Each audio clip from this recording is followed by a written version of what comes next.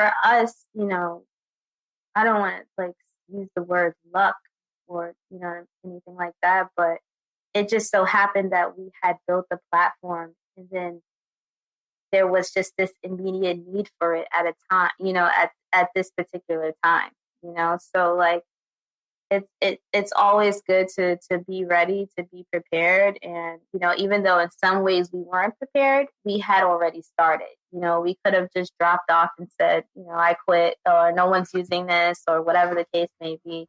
But we stuck with it, and, we were able to reap the benefits of that community. You're listening to the Black to Business podcast, an educational podcast providing Black entrepreneurs with the tools and resources to start and grow their businesses. We chat with vetted Black entrepreneurs, thought leaders, and business owners as they provide tips and resources to help take your business to the next level. I'm your host, Monique T. Marshall. So here's the thing you rarely hear people talk about in business. And it's the fact that no matter how much you plan, something that you didn't plan for always happens. It's business. But what if that very thing you didn't plan was growth? And when I say growth, I'm not talking about your 5 or 10-year plan that you have in place. I'm talking about that quick growth. So let's say you have a business and you've been in business for about a few months or 1 or 2 years, and you've been promoting your services and you've been putting in the quality work and things have been moving slow. But then suddenly you start to see things pay off and business begins picking up quickly, like from one day to the next week. And what do? Are you prepared? And sometimes the answer is likely no. And today we're talking about why sometimes that's okay. Sometimes, keyword. Joining me today is husband and wife, Anthony and Janique Edwards, the founders of the restaurant app called EatOkra. And they're going to share their journey from having a decent amount of business to a sudden turn of events, giving them more business, costing them to have to learn things on the fly, and getting their wings after they jump, as they would say. So this is a special episode because I think this is a topic that we don't talk about enough. And we're here to tell you that sometimes things happen. So let's get into this episode.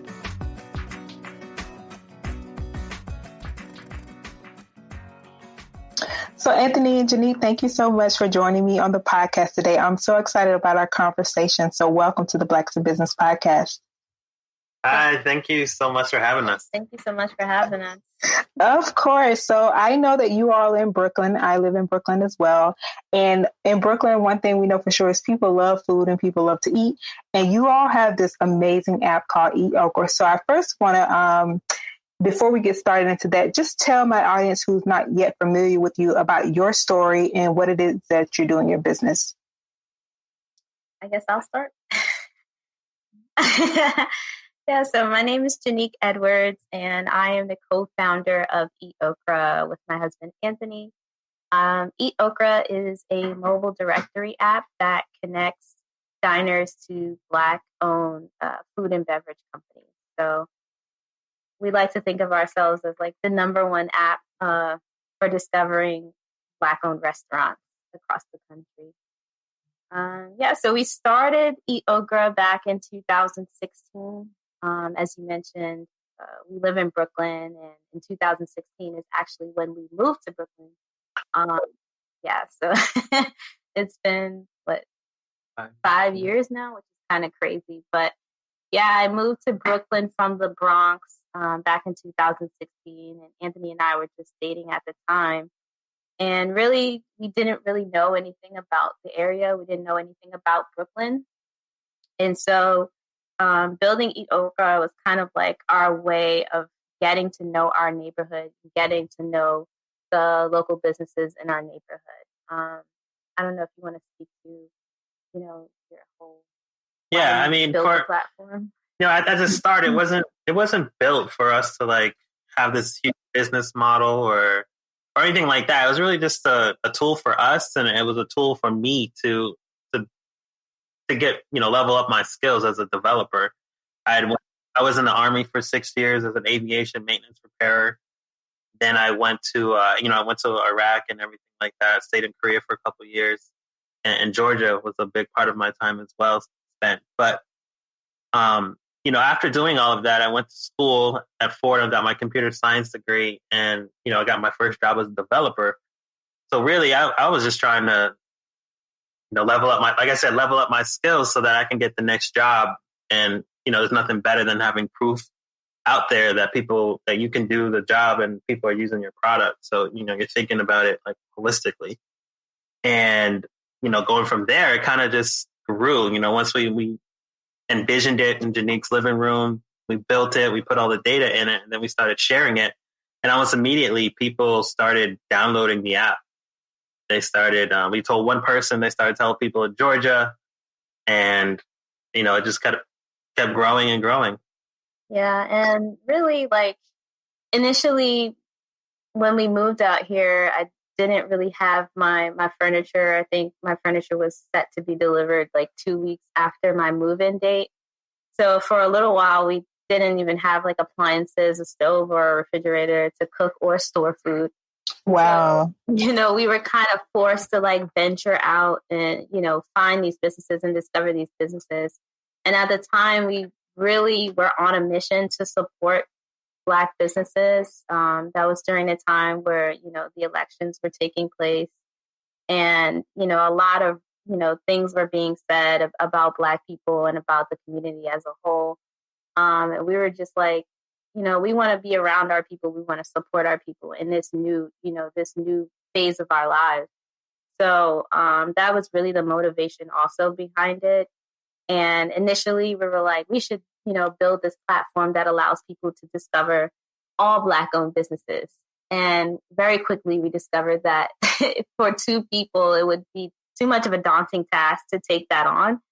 So we ended up settling on food, which we felt from, a very practical standpoint was something that people would, use because everyone needs to eat, but also because, of the cultural significance that food has and, how important, food has been in our lives, just from a communal standpoint. So. Amazing. And I think, well, one, I want to also acknowledge Anthony for being a veteran. So thank you for serving. Really amazing story. And also I want to acknowledge something that you said, Janique, is that you wanted to serve everyone at first, because I think that's an important point to stick to, is that you wanted to serve everyone at first, but then you quickly realized that you have to get like very niche specific. And you all have an amazing following. So obviously that paid off. And was that hard for you to take that pivot, to make that pivot?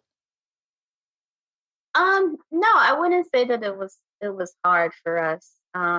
One, because we felt like it was something that we could manage, even though we slowly start to realize that even managing such a niche market such as like Black food is presents some difficulties for just two people as well. But it just kind of made sense for us. Like we were already going out to discover restaurants in our own neighborhood, and we love food, the both of us. And, we come from, families that cook and gather around food. So, making that pivot kind of just made sense. Definitely. And talk about the name EatOkra. Yeah, EatOkra is a nod to our heritage, to our ancestors. Janique's family is from South Carolina, at Warmila Island, the Geechee. And my family is from Alabama and Louisiana. And, gumbo is a primary dish out there, and okra is used in these dishes in the stews to thicken up and bind things together. So we like to kind of play on that. Yeah, and also even going further back, okra, Yeah. the seed, the actual seed is a seed that was brought over from West Africa to the Americas during the slave trade. So as a means to sustain themselves, a lot of slaves would, grow okra, on their slave quarters to cook with and feed themselves, as I said. So it goes back to even further, than just, our family roots. Okra, as Anthony mentioned, is a staple in a lot of Southern cuisine. Yes.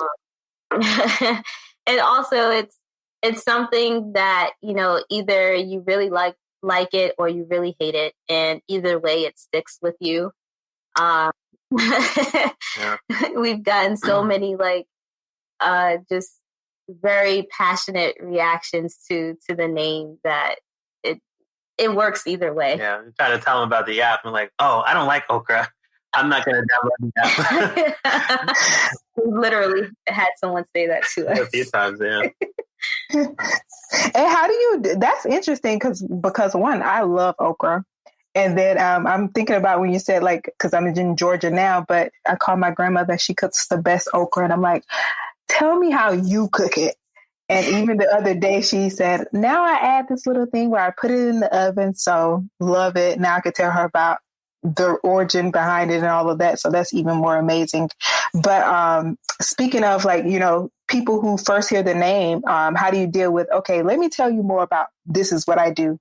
It just, I think we just like laugh it off and then kind of pivot the conversation back to like it's a bigger cause and why you're using the app. You know, it's not about okra at all.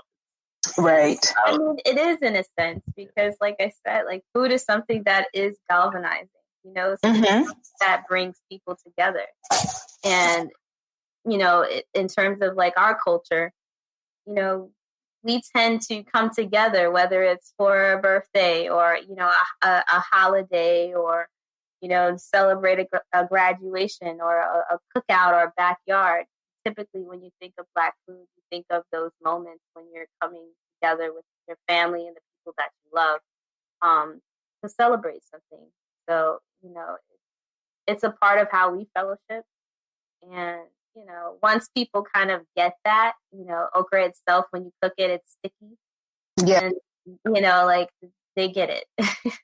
Love it, love it. So let's talk about, because I want to talk about what you all have done is, you know, use the skills that you've had and also the backgrounds to merge into creating this amazing app.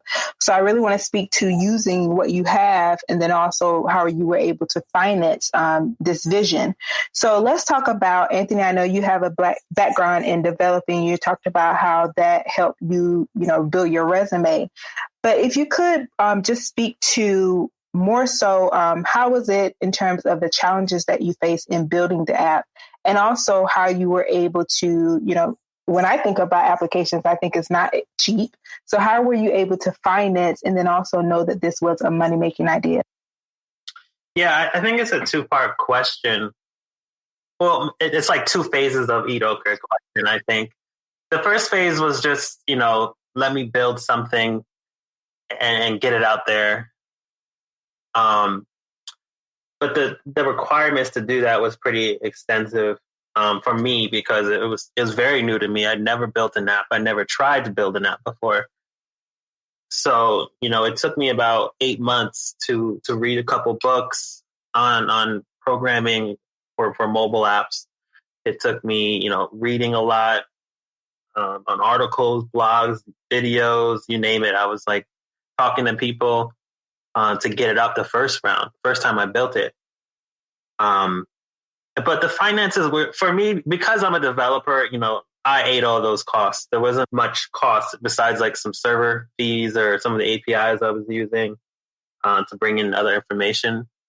But, you know, it was $20 a month, you know, so that was very manageable. And we also didn't raise money or anything like that. So we weren't under pressure to be under a time constraint either. So are you all self-funded still to this day? No. Okay. so how did that? Right. So about a year ago, you know, everything had changed. I literally that week when George Floyd passed, put out a new version of the app, a complete rewrite of the app that gave more abilities to save data to the cloud and information on, you know, on your personal collections or something like that, or you signing in. But, you know, at that time, George Floyd passed and we immediately started seeing increase in, along with COVID, we started seeing an increase in downloads. So we went from about 30,000 downloads over the last 4 years to 300 downloads in the last 8 months. 300,000. 300,000, sorry. Wow. 300,000 downloads in the last 8 months. So, during that time, we immediately first had to crowdfund because we had over 8,000 people submit new restaurants to us. And like Janique said, that was something that we quickly realized we could not handle. Yeah. With each restaurant taking 10, 15 minutes to add. So yeah, so it was a very different story when we were building it and going at our own pace. And, we were just managing a couple thousand downloads. I think the biggest spike we got was the Black History Month, right before COVID hit. And I think that month alone, we got about 20,000 downloads. So, that was just like for us, like, oh my God, we got 20,000 downloads now. That was, pretty amazing for us during that time. And then, as Anthony mentioned, COVID hit, and then George Floyd happened.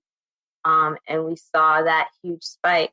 And, it went from being something that we could manage together, just the two of us, to something that we, now we need a lot of help, or a lot more help than, we needed in the past 4 years. And money.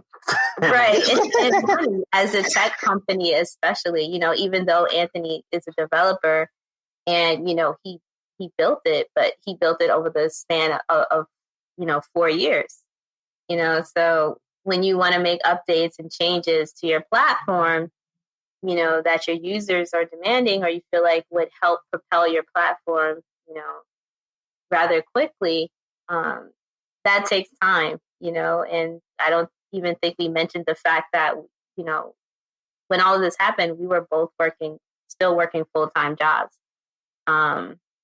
aside from EatOkra. So I still work full-time, and now Anthony is part-time in his job. So, and raising an 11-month-old. Yeah. And raising wow. a month-old, so. So yeah, it's crazy. So we immediately had to fundraise. We partnered with BuildingBlok founders, with Renee and her team, and they immediately helped us. They took us in. They helped us raise, how much was it? 30?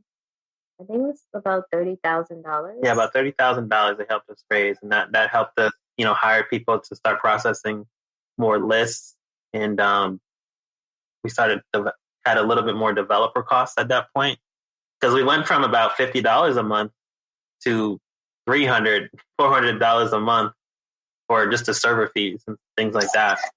The expenses go up when you grow. So that's interesting. And, I think another part of the story is the fact that you both started, it was just the two of you. And then you were already, you had this following and you had these people supporting you. But I think another thing that people talk about is that when when you get that access to more eyes on your business, being able to handle that.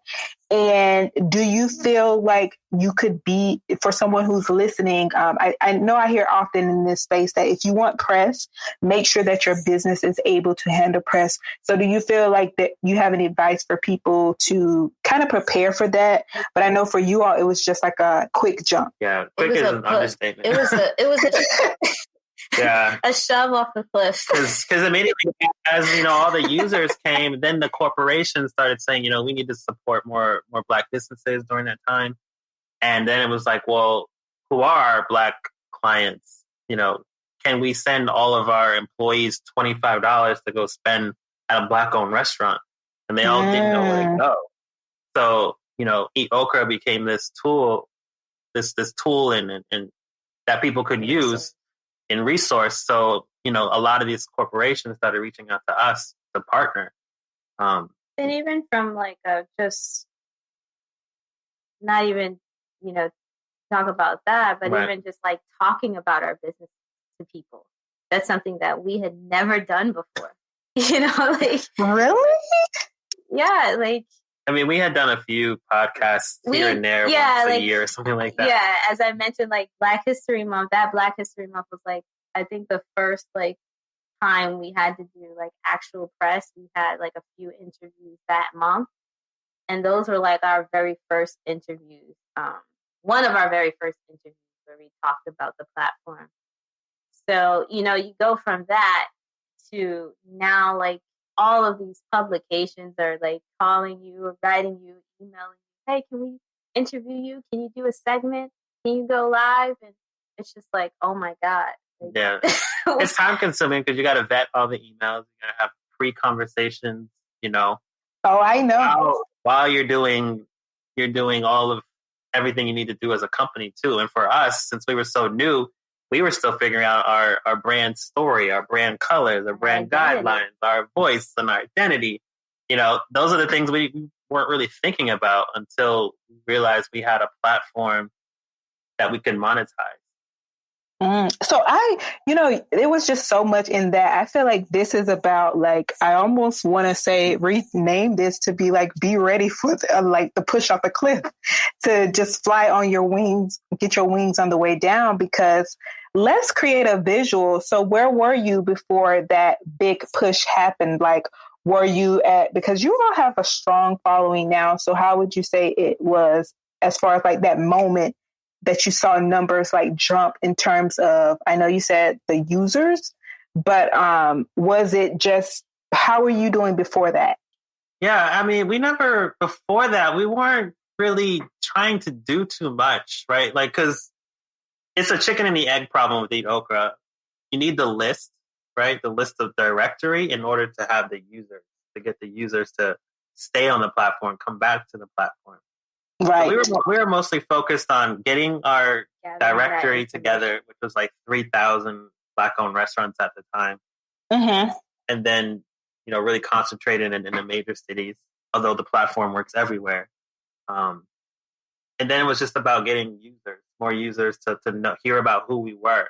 And that's really where we were just gearing up to get to, you know. I mean, when we started with businesses that were in Brooklyn. And that was our focus.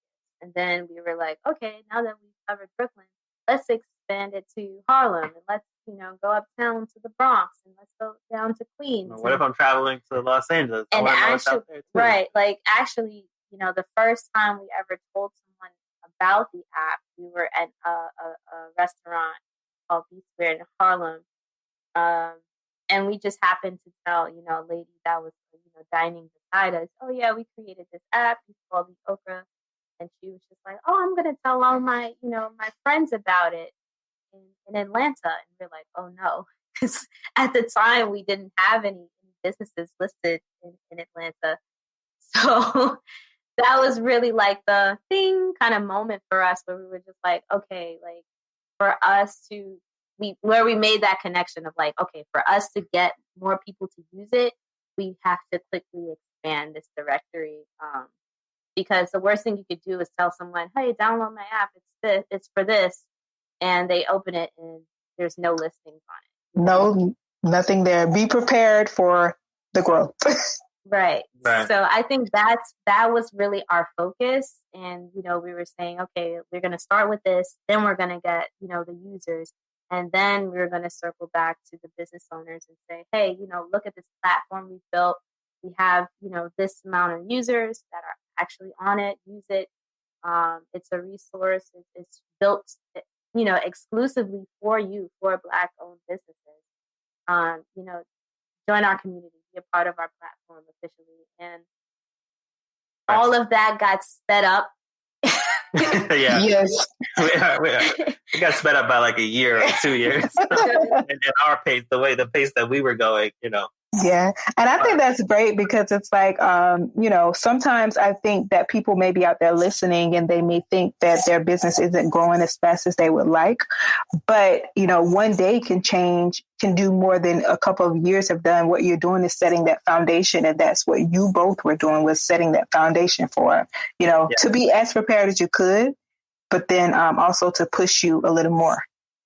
Yeah. And I think for us, I don't want to use the word luck or, anything like that, but it just so happened that we had built the platform and then there was just this immediate need for it at a time, at this particular time, so it's always good to be ready, to be prepared. And, even though in some ways we weren't prepared, we had already started. We could have just dropped off and said, I quit, or no one's using this, or whatever the case may be.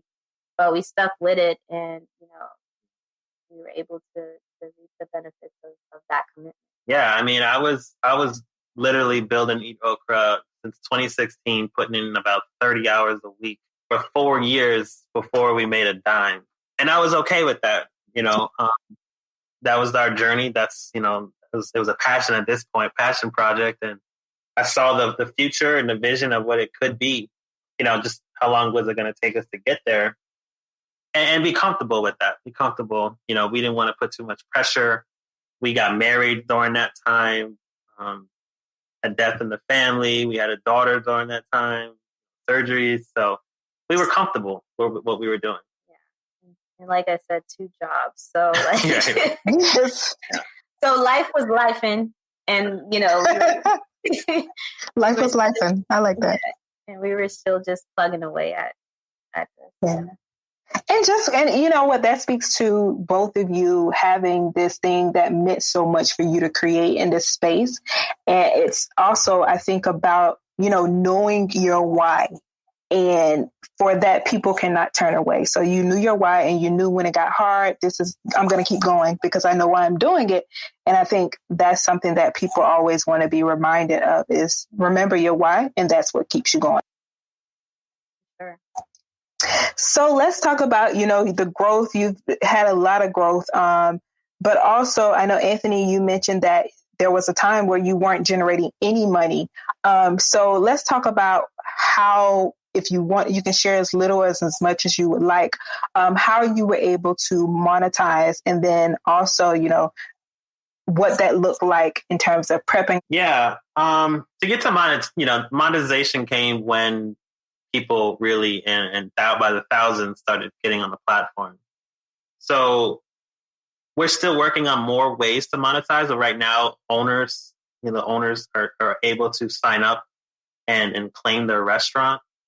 And in doing so, they can pay into certain tiers and each tier gives you added visibility, abilities within the app, and, for the users to see how you're displayed on to them. We've also have received some funding to partners as well now, which is a really big help, and really grateful for everybody really that decided to trust us enough to pay for our service that we're doing. Soon we're working on a way to allow people to order on the platform, order food. Oh, wow. So we're really excited about that. It's in the works. We're hoping to get it out by the end of Q2. We are also working on a marketplace. That's nearly done. We're hoping for a Juneteenth launch of that, where we've been purchasing products made by black businesses that do sauces, teas, spices, jams, snacks, coffee. Yeah, it's amazing stuff that they're putting out. Right. If you're one of those people and you're just like, I'm still not comfortable with going out, I don't want to go to a restaurant right now, it's going to take me a little bit longer to get there. You could stock your pantry with these Black-owned, food items, and still be supporting a Black business owner in some capacity in the food space. So we felt that our marketplace was really a nice tie-in to the app as well. Because a lot of the same sauces you buy are, they have a restaurant. You're buying, so you're taking home the flavor of the restaurant, or shipping it across the United States to bring it to somebody else's home and introduce food that way. I love it. Yeah, I know there's a couple of places I would like to get some sauces from. So that is amazing. And I would also ask that, I wanted to ask, how has COVID, I'm sure it has impacted your business, but it also feels like it's kind of helped. But what ways that were you affected by COVID? Yeah, as far as as a business model, I think we pivoted in that we were going to be focused more heavily on catering going into COVID. But then, everything shut down. There really was no catering going on or events and stuff like that. So we kind of focus more on delivery to make sure that our delivery component, well, and we don't do delivery, but we allow people to start their order through EatOkra. So if you're an Uber Eats user, you could click, and the restaurant happened to use Uber Eats as well. You could click the Uber Eats link, and that'll deep link you straight into their app. And you can start your purchase there without having to do all the searching and things like that on Uber. So, it's just like the direct line of supporting another Black-owned restaurant in a different platform. Wait, so pause. Are you saying that you all are linked with Uber Eats? We're not. We're linked as like a URL link or a website link, as well as. Well, we are partners with Uber Eats. Yeah, now that's what I'm trying to get to. That's like major. That is so major. That's amazing. Congrats on that. Thank you. Yeah. So, let's acknowledge that. And it's so amazing how, people are, I think it's great that, I don't know, now is a time, because I know, like you said, in 2016, but it's something different about like corporations, I think, getting on board with the fact that, no, this is something that we need to have as part of our mission with supporting Black-owned businesses. So that's even wonderful to hear that. Yeah, for sure. I mean, we have, like I mentioned, partnerships with a partnership with Uber Eats. We have a partnership with Pepsi. Also, wow, a collaboration with Apple, and all of these partnerships and the campaigns that these companies are doing are all to support in increased visibility for Black-owned businesses. So. Right. And just a few, I had an episode with Michelle of the Black-owned market, and we were talking about around the time that we created Black to Business, and I'm sure around the time that you all created EatOkra, within the Black community, supporting Black-owned businesses was talked about, but outside it was almost taboo to speak about, I'm supporting a Black-owned business or to say that, but you all are this example of, like you said, a couple of years ago, you weren't here, and now you have created these amazing partnerships by sticking through, and how so much has changed for you all. So that's amazing to hear. Thank you. Yeah. So how do you feel? How does that make you feel? I feel good. I'm feeling good right now. It feels good. It adds more stress, right? More expectations. Yeah. I think I think we kind of go up and down in terms of like, feeling good, but also feeling like, oh my God, like we have so much responsibility. I've made it yet. Yeah. I still don't feel like I've made it yet. Yeah. Just at the same time. It's hard for us to kind of feel like, because when you're running a business, you're sort of in the trenches. Yeah. So like, it's almost like, being a part of a war and being in battle, you don't know if your side is winning the war because you're so focused on,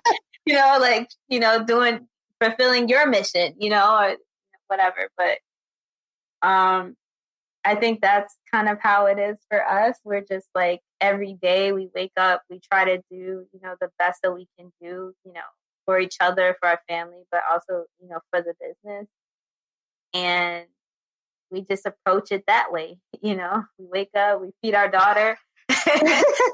We argue about who's going to make breakfast for our daughter, who's going to make coffee today. And, we figure it out, and then we go from there. And it's just, COVID has kind of, we're home, we've been home for over a year now, like most people. So it's almost a routine thing for us now. Yeah, I mean, we're really looking forward to, now that we're getting to a safer place to travel, to really like be a part of the sponsorships or partnerships we're in. So we're happy to go to Maryland on the 28th for Memorial Day to do an event with Uber. Do more things with Pepsi throughout the year, and other sponsorships. Like we're doing Food Truck Fridays, we're doing Freak Fest, so we're really excited to get out and really be with everybody and really be a part of the community and celebration over food. Especially in New York, it has felt like we've been watching everybody else outside playing, and we've been stuck inside. We can't go outside and play. So I totally get it.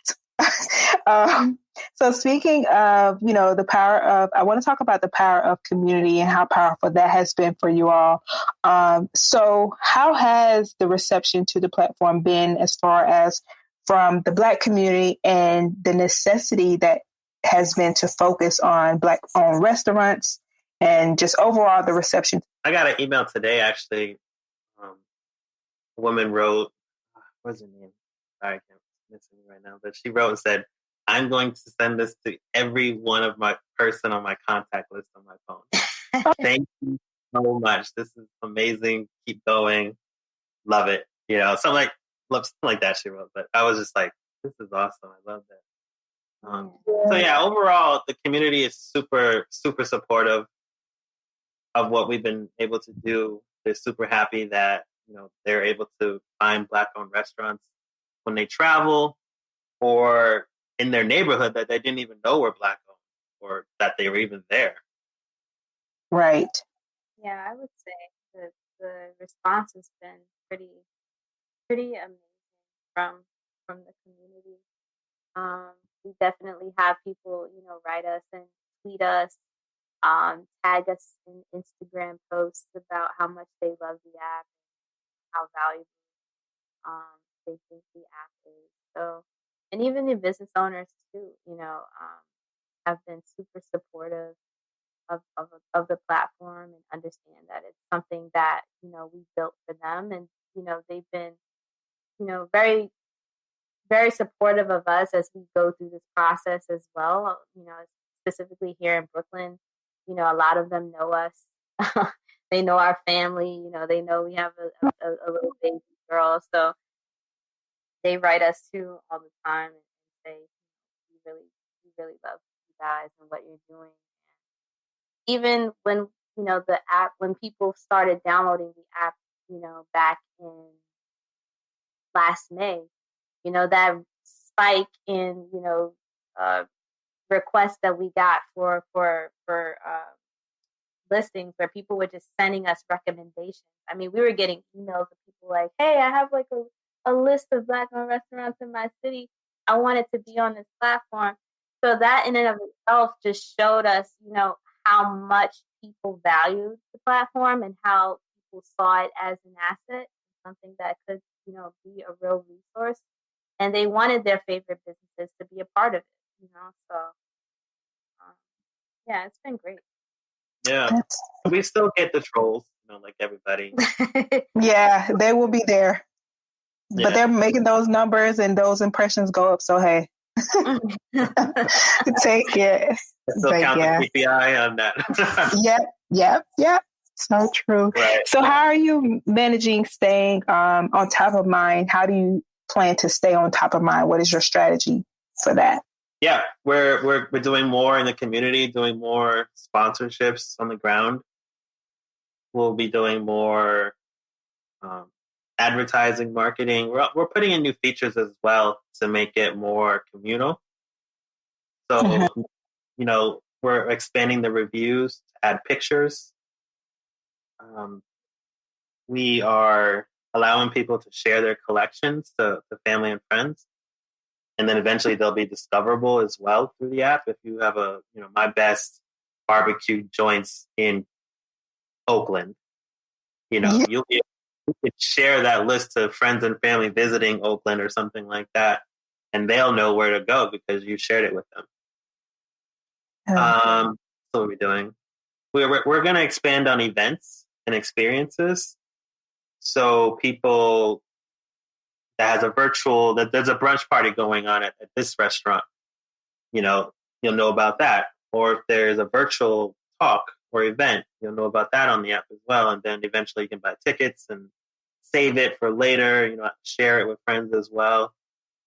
So we're trying to really think about it, how we can be more engaging on the platform. I love it. No, sorry, go ahead. No, I was like, it seems like it's creating, I like that, the fact that I feel like even when you're mentioning all of that, I'm getting an experience in like around food. So I love that. Yeah, we're thinking about it as like a full holistic, you go into a restaurant, you're learning about an event at the restaurant, you can write a review about it, learn about it through our stories or blog, and then I can purchase the spice or I don't know, barbecue sauce that they sell, so it's this really full 360 experience going on. It's great. So my next question is, of course, so you all are doing this business together as husband and wife. So talk about how was it for you, deciding on that, and what's it like working together as spouses? Honestly, crazy girl. Janique is going to tell me. No, it's an adjustment though. Like, right. We've been married. How long have we been married? Going on 3 years now. So technically, we're still newlyweds. Right. We're still navigating, the space of marriage and what that means and how we're going to share a life together. Shortly after we got married, I think like a year or less than a year, we had, a daughter. We had our baby. Aww. So, it's a lot of moving pieces, being parents, being husband and wife, and now, really being business partners and having to make so many decisions about the business, as well. But I think, our approach has just been, taking it one day at a time, and, trying to be really patient with each other, trying to keep, the lanes of communication open, compartmentalizing a bit, whereas, me, Janique, the partner cannot show up in spaces where Janique, the wife, is supposed to be. That's good advice. So we're still navigating that. We're still figuring that out. And, I think we're getting better at it day by day. I don't know. That's my opinion. Do you agree? No, yeah, I agree with all those things. Just finding, giving each other that space, having understanding where each other are coming from. All those things in a marriage we bring over into a business, but on a different level. You got to be even better at communication. Yeah. At that point as well. Because Janique and I, we're like opposites. We're opposites in so many ways. Right. Even like on the horoscope, I'm a Libra. She's an Aries. So we're like the total opposite of the spectrum. Yeah. And that's funny. They say like, even if you have like a different partner, say it wasn't in, marriage, you weren't married, but it's like partnership in business is like marriage. So I'm sure like communication is big, and a lot of those things you see going over into, the business partnership. But then at the same time, you all are married and business partners. So it's a whole new way, but similarities. Yeah. We complement each other. Yeah. Because I'm more of like a logic thinker, like brain or whatever. And Janique is like the heart and soul. I don't use my brain at all. No. Well, that's why, I did see you like manage and the operations inside of things. So talk about the roles. Like, how does that look like within the business? Like, who handles what? Yeah, so I feel like I do more of the support and kind of the day-to-day management. Mm-hmm. And Anthony kind of focuses more on the tech. And really kind of like, just our vision and leadership really overall, where we want to see ourselves, a month from now, 3 months from now, a year from now, 5 years from now. He's constantly thinking about those things. Yeah, putting those pieces in play. Sounds like a man who's the head of the household. Yeah. I love it. That's amazing. Okay, so that's great. I think that, having those, at least those roles are amazing. And what advice would you all give for people? I know you shared your story that's very inspirational, how you persevered through the growth and the growing pains. What advice do you have for business owners who are at the phase where they're just not seeing things happen as fast as they would like? And trying to figure out if they should stick or abort the mission. If you believe in the product or service that you're doing, keep pushing through it. Keep finding ways to reiterate your solution you're bringing for the product. Get in front of more people. Talk about your product a lot to people. And be patient. Be comfortable where you're at. Be comfortable with the financing, the way you have to do it. Learn a lot, to maybe there's things that you think you have to pay for, but you can do it yourself. I think there's a lot of learning in that as well. I would say to also, lean on other people. You don't know. You can't possibly know all there is to know, even about your own business. If you present that business to someone else, they are looking at it, from a different perspective, and they can provide you with some valuable insight on ways that you could, make your business even better, or maybe grow your business faster.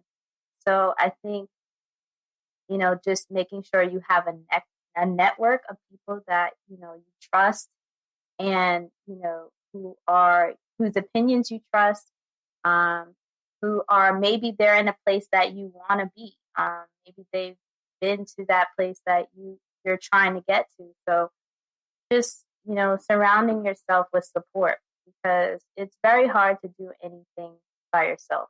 It's very hard to get somewhere alone, and especially with Black startups. Because we're already working with the fact that a lot of us don't have, the resources to propel us and as quickly as we would like.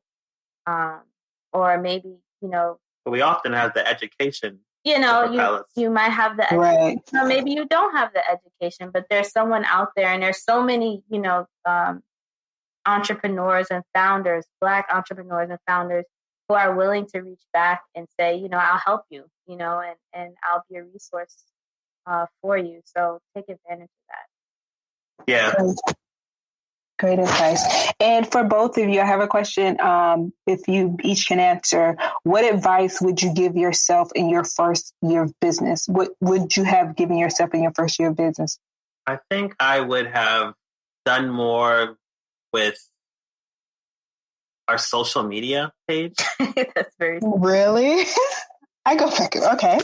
I think growing, if your product depends on being social, or having a community or marketing, I would say definitely start early on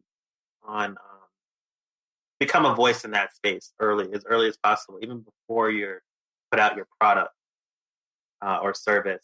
While you're still doing it, you still want to start building that. Similar with the restaurant, you've got concepts and things like that. You want to start building that audience, so that when you deliver, you already got your community queued up and ready for you to put this thing out, put this product out that I can try. I think that maybe that's not the first thing I would do, but it's definitely an early on thing, because we really didn't even think about doing it until the last year. Yeah, I would say, I think social media is very specific, but just marketing in general. There's so many different facets of business, of owning a business, right? You have to focus on, leadership. What does it mean to be a leader? How do you be a leader? How do you manage? So that's something that, you might want to explore or learn about beforehand, before you even have a team. What I mean? Start looking into those things to equip yourself to make sure, okay, when I start, managing people, and when I'm responsible for people, when I have to work with them and communicate with them, how am I going to do that? And then, of course, there's marketing. How do you tell your story? From the very beginning. How does that journey go? And how do you take people along that journey? So, and then there's also, the financing and all of those things too. So there's so many different avenues that you can go down and things that you can learn about. And I feel like for us, if I could go back, I would definitely do more digging into very different things to better equip myself. And so would you say like more self-learning? Because I think that's a big part of business too. It's like you're always learning. So would you say that would be also, or what you're saying? Yeah, I would say definitely. Self-learning, but also there's also the fact that a lot of things you just are gonna learn on the fly because that's just the nature of running a business too, right? Yeah, right. I think that's definitely like a big point to say in that you're who you are. Your business is who you are. You can't take the path of somebody else and fit it into your path. You have to kind of like take from a bunch of different places and make that your lane, figure out like learn what they did, and you kind of find your own path. There really isn't an answer that for you all the time. So, and I found myself like searching the internet or talking to people trying to find this exact answer I wanted to hear or something. And right. It never came. So, you just have to figure it out and move like that. Yeah, we're doing it sometimes for the first time, so there is no recipe. We don't even realize sometimes we're creating the recipe. And even what you said, Anthony, in terms of like marketing or, now I hear that more so. It's like sometimes people want to wait until they have the business up and running to promote it. But you also have to build that like, trust, and know to say, okay, I like this business. I trust them and I know that they're going to give me a valuable experience. So I will spend my money with them. And then like Janique said, as far as like team, oh my God, that has been like learning to be a leader. There have been so many times I pressed backspace on an email because I have to, communicate. I'm like, okay, make sure that this is sounding how, you want it to sound. So backspace is my favorite button. So that is amazing advice. And I can totally agree 100%. Yeah, I think that even like, those people that say, I'm going to wait until my product is live to start on the socials and all that. You don't know your community is going to like what the content you put out at that point. You can think all you want. But that's not actuality all the time. How the community is going to like or not like, So you want to give yourself plenty of time to experiment with the community and the way you put the content out, the way you word it. That voice is going to change over time. So you kind of want to start as early as possible on that. I totally agree. And so my next question, one of the final questions is, do you all have any favorite tools or resources that you've used in your journey, and what are they? I'm liking ClickUp right now. It's a task manager. Oh my God, I love it. I won't bash the other company you're using first. ClickUp is what we're using now. I like Calendly. Black owned. Yes. Boss Blend Coffee has been a tool. Which is that? I said Boss Blend Coffee. The Boss Blend is a coffee that we're going to be putting on our platform as well. On our marketplace. Yeah, on our marketplace. It's great. So Juneteenth, when you come to our website, you go to the marketplace, buy Boss Blend Coffee. It's great coffee. No, but seriously, what else? It's not a tool, but this men's group that I'm a part of called Gentleman's Factory in Brooklyn has been a great source of people. It's a group of professional men. We're all looking to just like network and grow our businesses and together. Men of color. Yeah, men of color. Oh, I love that. Next month, we're actually doing a whole series on Black men in business, which is a whole other, issue that we need to talk about. So to be surrounded by Black men, I can only imagine how powerful that has been for you. So amazing to mention. Yeah, I love the group because we're not talking about sports necessarily all the time. Really talking about growing as a businessman, and finding ways to help each other through that process. Another platform that has been really helpful is Fund Black Founders. Yeah, absolutely. And that was your first raising of capital, right? Crowdfunding. Yeah, with Renee. Yeah, so Renee King is the founder. The platform really is just a crowdfunding platform specifically for Black founders. So it was really important for us to host our crowdfunding campaign with them. But also, I love the fact that if you've never done a crowdfunding campaign before, they also kind of coach you through the process. So for a lot of Black founders, it may be your first time doing that, and you really need to know how you can maximize that opportunity. And they kind of help you along with that process. So shout out to them. Okay, thank you for sharing that. And I'm definitely going to list these resources in the show notes, so check those out. So thank you for sharing that. So Anthony and Janique, it has been amazing. I have gained a lot from this conversation. So how can people connect with you all? Yeah, I mean, if you would like to download the app, you please do. No, but you can go to our website, www.eatokra.com.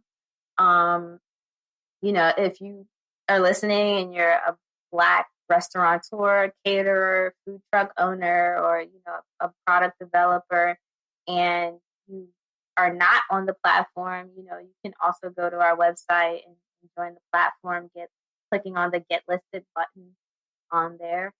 And on social, where our handle is at EatOkra the app. So that's on Instagram, Twitter, LinkedIn, Facebook, you name it. We're on it. Yeah, you can follow us, see what we're up to. Amazing. Now, people are probably wondering if they are in not New York or Atlanta, major cities, can they have access to be listed on the app? Yes, you can use the app anywhere in the United States. There's no place you can't go. It's geolocation based. So yeah, if you're a restaurateur or a food truck, you can list your restaurant and we'll show you. And anybody that opens the app within the area, within 20 miles, I believe, 20, 40 miles, we'll see your restaurant. Love it.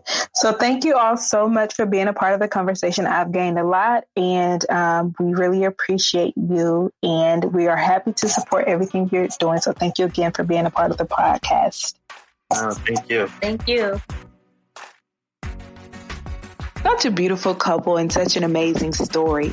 And what I hear showing up is that we must give ourselves grace and know that sometimes you truly are doing the best you can. Of course, with growth comes more responsibilities, but you have to stick it out. It's always best to have a plan or at least a very solid rough draft, but know that some things you will learn as you grow, as you heard from Anthony and Janique's journey.